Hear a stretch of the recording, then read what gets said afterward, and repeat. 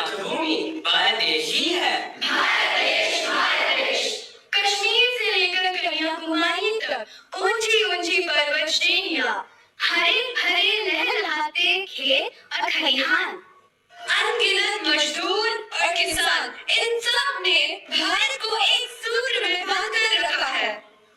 भारत वो गुलदस्ता है जिसमें रंग बिरंगी भाषाओं के फूल खिले। उनकी बोलियों की खुशबू हमारे मन के कोने कोने को महका देती है। और अब वो सब नजरें कहाँ गए? जाने कहाँ गए वो दिन, कहते थे तेरी राह में। कौन से दिन कहाँ गए? हमारा भी एक जमाना था, परिवार का माहौल था, बड़ों का सम्मान और रिश्तों की चहल पहल थी। और अब वो सब नजरें कहाँ गए? पहले हम सब देखते और पूरा भारत एक परिवार था। लोग भाषा और प्रदेशों के नाम पर सीमित ही हो गए हैं। आज की इस भागदौड़ भरी जिंदगी में हम इतने स्वार्थी बन गए हैं कि किसी और के बारे में सोचते ही नहीं।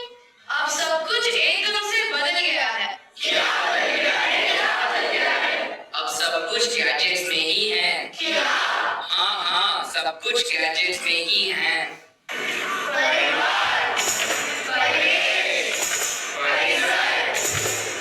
जब यह सब कुछ गैजेट्स में ही है, तो हमारी सोच भी इन इलेक्ट्रॉनिक गैजेट्स की आभासी दुनिया में खो गई है। लोगों को अपने परिवार के लिए समय ही नहीं, तो वे दूसरों के बारे में क्या सोचेंगे? गैजेट्स से तो लगभग सबको अपना दास ही बना लिया। होमवर्क, कैलकुलेशंस, हर चीज मोबाइल। बच्चों को लगता है कि सब कुछ यूट्यूब में ही है। और तो और बच्चे मैदान में ना जाकर मोबाइल की इन खतरनाक खेलों में व्यस्त होते जा रहे हैं और मानसिक व शारीरिक रूप से अस्वस्थ होते जा रहे हैं। अब तो खेल मैदान भी सुना और घर परिवार भी सुना। वो कैसे? बच्चे तो घर पर ही है, परंतु अपने मोबाइल में व्यस्त रहते हैं ना।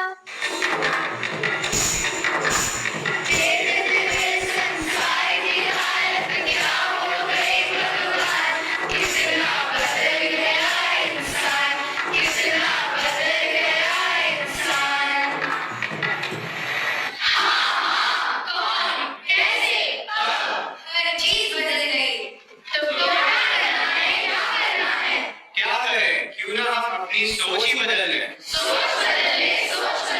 हाँ, आपने एकदम सही कहा। हमारी सोच बदलने के लिए हमारी जिज्ञासा बढ़ानी होगी। हमारे वर्तमान और आने वाली पीढ़ियों को कौशल परक शिक्षा देनी होगी, नवोन्मेषी और ले जाना होगा। उनकी तार्किक सोच को बढ़ावा देना होगा। हम बच्चों को कम से कम 16 वर्ष की आयु तक मोबाइल से दूर रहना होगा, ताकि हमारी पढ़ाई, शारीरिक दृढ़ता और सोच को मजबूत रख सके। हम सभी को सोशल मीडिया से दूर रहना होगा। तो आओ हम सब मिलकर ये प्रण करेंगे कि आज से बल्कि अभी से भारत को विकास के पथ पर ले जाने का भरपूर प्रयास करेंगे।